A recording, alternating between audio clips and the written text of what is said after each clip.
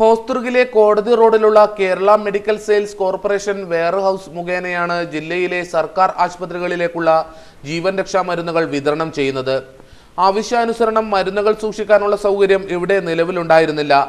ജില്ലയിലെ ആശുപത്രികളിൽ സൗകര്യം കൂടിയതോടെ ഈ വെയർഹൌസും ഹൈടെക്കിലേക്ക് മാറ്റാൻ തീരുമാനിക്കുകയായിരുന്നു. 1.5 കോടി രൂപ ചെലവഴിച്ച് നവീകരിച്ച കെട്ടിടം മാസങ്ങൾക്കുള്ളിൽ പ്രവർത്തന സജ്ജമാകും. അവശ്യ മരുന്നുകൾ സൂക്ഷിക്കാനുള്ള വാക്കിംഗ് കോൾഡ് റൂം ഉൾപ്പെടെ ആധുനിക സംവിധാനങ്ങളോടെയാണ് Kerala medical sales corporation warehouse മുഖം മിനുക്കുന്നത്.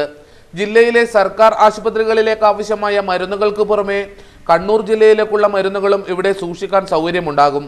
ജില്ലയിൽ ഭാവിയിൽ സർക്കാർ മേഖലയിൽ മെഡിക്കൽ കോളേജുകൾ വന്നാലും അതിനാവശ്യമായ മരുന്നുകൾ ഇവിടെ സൂക്ഷിക്കാനാകും. കിറ്റ്കോയാണ് കെട്ടിടത്തിന്റെ നവീകരണ പ്രവൃത്തികൾ ഏറ്റെടുത്ത് നടത്തുന്നത്. വെയർഹൌസ് കെട്ടിടത്തിൽ റാക്ക്, ജനറേറ്റർ സംവിധാനങ്ങൾ കൂടി ഒരുക്കി ഉദ്ഘാടനം എത്രയും വേഗത്തിലാക്കാനാണ് അധികൃതരുടെ തീരുമാനം.